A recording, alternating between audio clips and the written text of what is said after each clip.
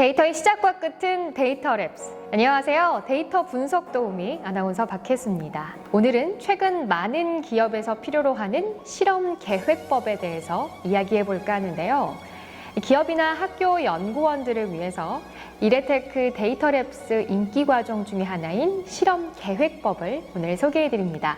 먼저 실험 계획법은 어떤 내용을 담고 있는지, 또 어떤 내용을 학습하게 되는지 아는 것이 중요하겠죠. 데이터랩스 실험계획법 강사이신 박병훈 강사님 모시고 오늘 이야기 나눠보겠습니다.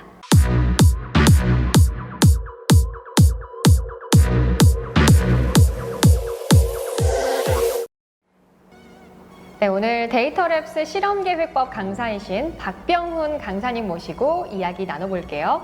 강사님 안녕하세요. 네, 안녕하세요.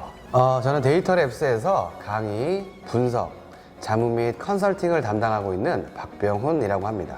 오프라인 강의만 하다가 영상으로 인사드리려고 하니까 굉장히 떨리는데 양해 좀 부탁드리겠습니다. 굉장히 잘하고 계시고요. 네. 요즘에 굉장히 바쁘시다고 들었어요. 뭐 일하랴, 육아하랴 굉장히 좀 바쁜 나날 보내고 계시죠?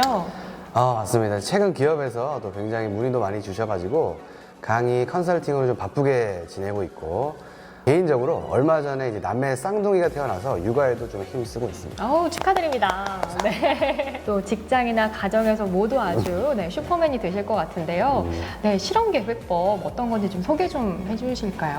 네, 오늘은 그래서 실험계획법이 무엇인지, 교육에서 어떤 내용을 다루는지 간략하게 좀 소개를 해보도록 하겠습니다. 커리큘럼만 봐서는 선뜻 이 교육 내용이 이해가 되지 않을 수 있기 때문에 화면을 보면서 더 설명드리고 미니탭을 이용해서 실제로 직접 시연해보는 시간도 갖도록 하겠습니다. 네, 저도 실험계획법 앞으로 어떻게 진행되는지 궁금한데요. 이 실험계획법의 개념부터 좀 알고 넘어가면 좋을 것 같아요. 이름만 들었을 때는 뭐 실험을 계획하는 것? 이런 생각이 드는데 어떤 건지 좀 소개해 주세요. 아나운서께서는 실제 기업에서 실험을 많이 하면 많이 할수록 시간이나 비용이 좀 어떨 것 같으세요? 실험을 할수록 뭐 시간이나 비용이 좀 늘어나지 않을까요? 네, 맞습니다. 실험을 많이 할수록 공수가 늘어나는 것은 당연한 건데, 실험계획법, 통계기법을 이용하면 수학적, 과학적인 설계로 실험을 적게 하면서도 정확한 정보를 얻을 수 있는가를 계획하는 방법이 바로 실험계획법입니다. 실험의 대상인 팩터, 즉 인자의 수가 많으면 실험의 수도 기하급수적으로 증가하게 되는데, 실험계획법을 이용하면 실험의 수도 줄일 수 있어서 매우 효과적입니다. 실험계획법 이야기만 들어도 네네. 꼭 사용을 해야 될 것 같은데요. 실험계획법을 사용해야 되는 산업군이 따로 있을까요? 실험계획법은 모든 산업군에서 일단 적용 가능하고요. 제약, 바이오, 식품, 전기, 전자, 건설 등 사용하지 않는 산업군이 없습니다. 특히 식약처에서는 QBD의 도입과 같이 법제화를 하고 있기 때문에 관련 산업군에서는 실험계획법의 사용이 필수적이라고 이야기할 수 있습니다. 네, 굉장히 폭넓은 산업군에서 활용될 수 있는 실험계획법인데요. 그렇다면 교육 과정에서 전반적으로 어떤 내용을 다루고 있는지 소개 좀 해주시죠. 네, 이건 이제 준비한 화면을 보면서 말씀드려 보겠습니다. 아나운서께서 중간에 궁금하신 점이 있으면 좀 질문 부탁드리겠습니다. 네, 알겠습니다. 먼저 화면과 같이 실험계획법에 대해서 간단하게 요약해 봤습니다. 먼저 실험계획법이란 주제로 준비를 했는데요. 개요, 원리, 종류에 대해서 말씀드려 보겠습니다. 일단 실험계획법은 디자인 오브 엑스페리먼트라고 부르며 줄여서 DOE라고도 더 많이 표현을 합니다. 어떻게 하면 최소의 실험 횟수로 최대의 정보를 얻을 수 있는지를 계획하는 것이 바로 실험계획법이라고 이야기할 수 있습니다. 쉽게 말해 실험해야 되는 대상이 많을 때 실험 횟수도 이제 많아지게 되겠죠. 실험 횟수가 많아지면 시간과 비용이 당연히 늘어나겠고요. 통계적인 설계 방법을 이용해서 실험 횟수는 적으면서 얻을 수 있는 정보량은 높이는 것을 실험계획법이라 생각하시면 될 것 같습니다. 앞으로 분석에서 꼭 지켜져야 될 가정, 설계 종류들을 차례로 설명드려 보겠습니다. 앞서 말씀드린 것처럼 통계 분석에서는 기법별로 지켜져야 될 가정이나 원리들이 존재합니다. 통계 분석에서 제일 중요한 건 분석 결과를 신뢰할 수 있냐인데, 실험을 설계할 때는 다음의 기본 원리들을 적용하여 분석 결과의 신뢰도를 향상시킬 수 있습니다. 그렇다면 이런 원리들을 어떻게 좀 적용을 할 수 있을까요? 어떤 목적에 따라 미니탭을 이용하여 설계를 할 때 몇 가지 설정만 적용을 해주면 모든 원리를 지킬 수 있는 설계를 미니탭에서 생성을 해주니까 크게 걱정할 필요는 없고요. 이 원리가 의미하는 바가 무엇인지만 알고 있으면 됩니다. 간단히 예를 들면 우리가 학창 시절에 공부하는 시간이 많으면 많을수록 성적이 좋게 나오듯이 실험도 반복하여 수행하면 분석 결과의 정확성이 더 높아지겠죠. 이게 바로 반복의 원리입니다. 이렇듯 나머지 원리들도 분석의 정확도를 향상시키기 위한 기본 원리라고 생각하실 수 있습니다. 그렇군요. 이 미니탭에서는 다양한 설계 방법을 제공을 하는 것으로 알고 있는데 어떤 것들이 있는지 좀 소개해 주실까요? 네, 분석의 목적, 그리고 X와 Y의 관계, 시간, 비용, 제약에 따라서 다양한 설계를 제공하고 있습니다. 대표적으로 요인 배치법이라고 부르는 요인 설계가 있고 요인 설계 중에서도 모든 조건에서 실험을 실시하는 완전 요인 설계, 그리고 일부 수준 조합에서만 실험을 실시하는 부분 요인 설계 등이 있습니다. 요인 설계로 분석이 어려울 경우 반응 표면 설계, 흔히 말하는 RSM이라는 방법을 이용할 수 있고, 그리고 중심 합성 계획법, 박스 맨킨 등을 제공을 하고 있습니다. 여기까지가 이틀 과정의 실험 계획법이고, 나머지 아래쪽에 있는 혼합물 다구지 설계는 별도의 과정으로 운영을 하고 있습니다. 실제 교육 과정에서는 이러한 원리들에 대한 정확한 이해, 그리고 실습을 통해서 현업에서 쉽게 적용할 수 있습니다. 그렇군요.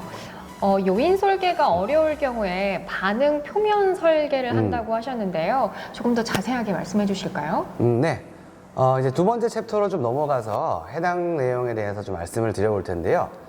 매우 구체적으로 설명드리기에는 시간상 조금 어려울 것 같고, 요인 설계는 화면과 같이 X와 Y의 관계가 이렇게 직선, 선형인 경우를 이야기하고, 반응 표면 설계는 X와 Y의 관계가 곡선인 경우에 적용 가능합니다. 산업군마다 특성치마다 관계성이 다르기 때문에 분석을 통해 어떤 설계를 적용할지 결정을 해야 됩니다. 네, 산업군별로 다른 설계를 한다는 말씀해 주셨고요. 그렇다면 전반적인 실험 계획법의 설계 절차를 좀 말씀해 주실까요? 네. 일반적으로 실험 계획법을 처음 사용할 때는 어떤 구체적인 정보가 없기 때문에, 그리고 실험 인자 즉 X의 수는 많기 때문에 실험 횟수가 많습니다. 따라서 부분 요인 설계를 사용해서 처음에 실시하는 경우가 많습니다. 부분 요인 설계를 통해 어떤 인자가 Y에 영향을 주는지 파악하고, 완전 요인 설계를 통해 X와 Y의 관계가 직선인지 곡선인지를 파악합니다. 직선이라면 요인 설계를 사용하여 X의 최적 설정을 도출하면 되고, 곡선인 경우 반응 표면 설계로 설계를 변경을 해줘야지만 최적 설정을 찾을 수 있습니다. 그렇군요. 지금까지 실험 계획법에 대해서 쭉 소개를 해주셨는데 간단히 좀 예를 들어주실 수 있을까요? 네네.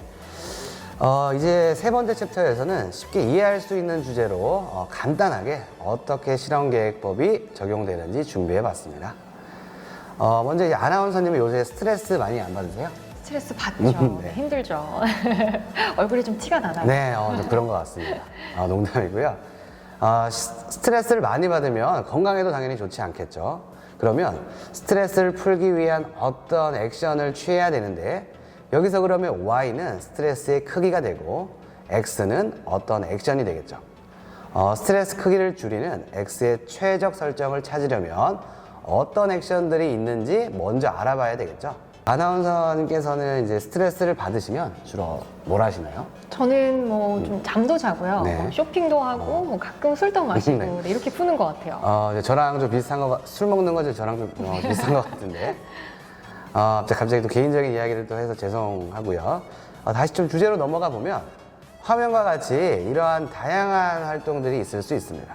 그렇다면 실제로 X를 이용해서 실험을 해보고 스트레스의 크기에 영향을 주는지 확인을 해봐야 되겠죠. 이렇게 다양한 X가 있고 실험계획법에서 분석하는 주 목적은 다음과 같습니다.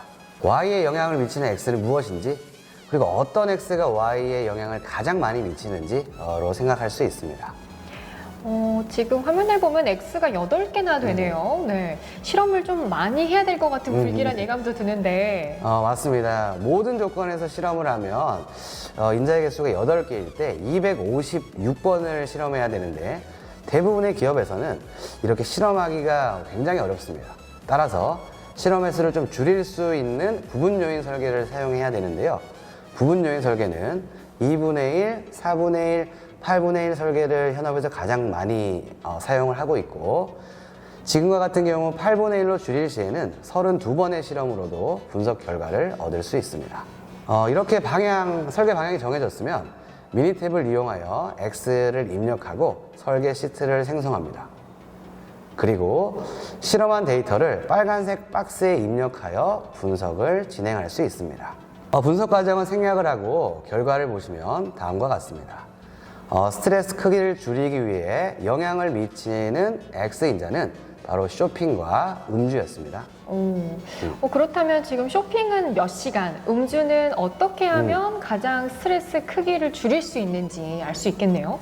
그렇죠. 이제 실험계획법 전문가가 되어 가시는 것 같은데, 이렇게 어떤 X가 Y에 영향을 주는지 확인하는 설계를 바로 선별, 스크리닝 설계라고 부르고요. X의 최적 설정을 찾는 설계를 옵티마이제이션, 최적화 설계라고 부릅니다. 앞에서 말씀드린 것과 같이 정규 교육에서는 이렇게 설계를 쉽고 정확하게 알려드립니다. 이야기를 들으니까 전체적으로 어떤 절차로 분석이 진행되는지 좀 이해가 되는데요. 그렇다면 이 실험계획법 전반적인 커리큘럼은 어떻게 되나요? 네, 화면을 보시면 실험계획법의 커리큘럼은 이제 다음과 같고요. 실험계획법의 전반적인 개요, 그리고 완전 요인, 부분 요인, 반응 표면 설계에 대한 이해와 실습으로 구성되어 있습니다.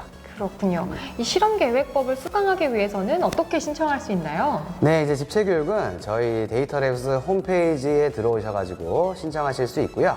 이틀 과정 14시간으로 구성되어 있습니다. 스케줄상 교육에 참석하실 수 없다면 저희가 고객의 사이트로 직접 방문하여 교육해 드리는 출장 교육이 있고요. 그리고 통계 분석에 대한 자문, 컨설팅 서비스도 진행하고 있습니다. 네, 이 각 기업의 상황에 맞게 좀 최적화된 방법을 선택하시면 좋을 것 같습니다.